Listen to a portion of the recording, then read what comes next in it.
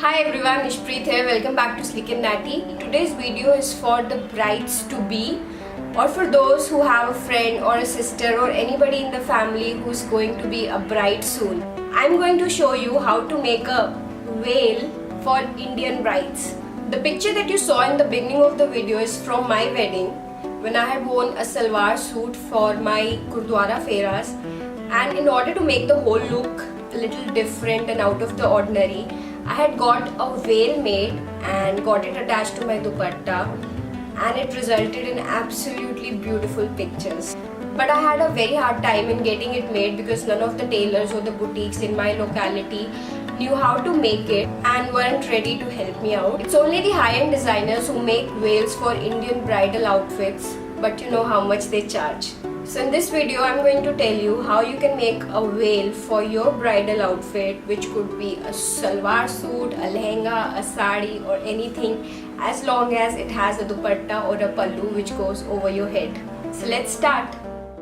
For making this veil, you will need 3/4 meters of white net fabric like this, which has small little motifs on it like flowers or leaves in gold or silver color depending on the work that is there on your wedding outfit. Next, you need about 2 meters long lace of your choice which will be attached to the border of the veil. Lastly, you need about 1 meter long strip of velcro tape in white color.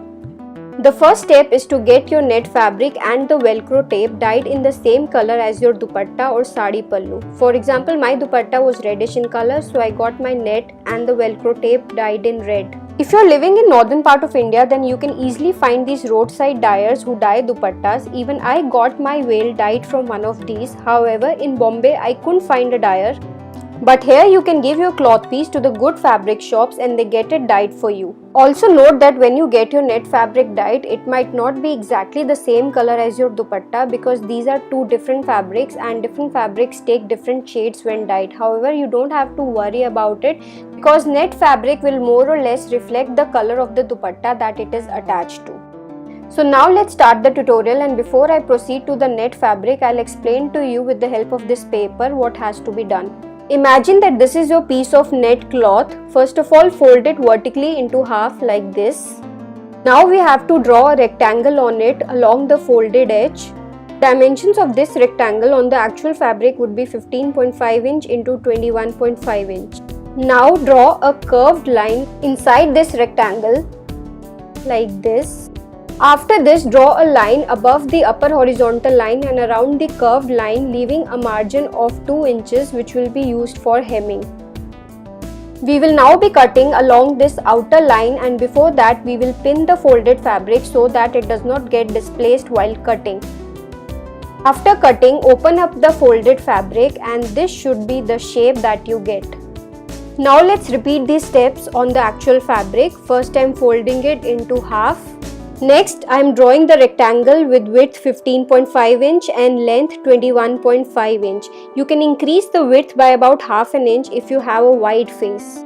And now I will draw a curved line inside the rectangle just like I had drawn on paper.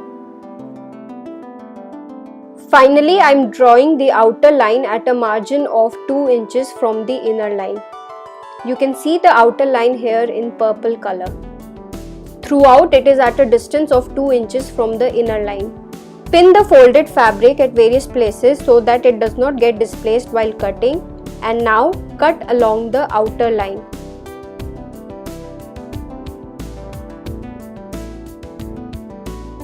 Open the folded fabric and we have now got the shape that we wanted. Now we have to hem the edges. For this, turn the fabric so that its wrong side is facing upwards. Fold the edge by half an inch twice like this and secure it in place with a pin. Repeat this all along the edge of the net cloth piece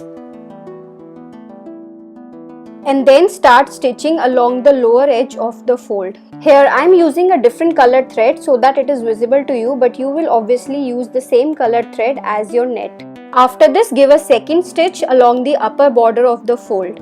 You can also use a sewing machine for this if you have one, or even get it done from a tailor. Like this, hem the entire edge of the veil. And you don't have to worry about the neatness of hemming as it will be covered by lace later on. So the next step is to stitch your lace all along the circular border of the veil, like this. And now it's time to attach the velcro tape. Velcro tape has two parts which attach to each other like this.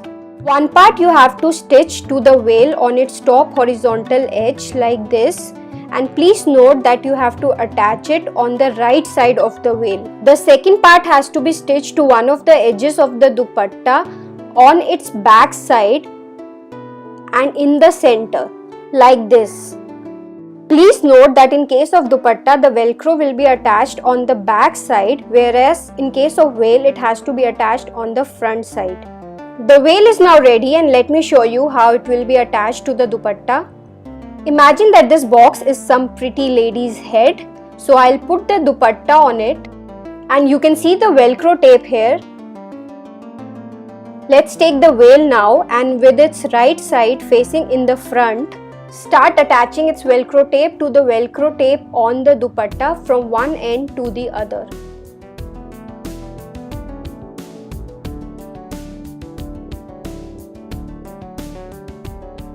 You can now see the final look.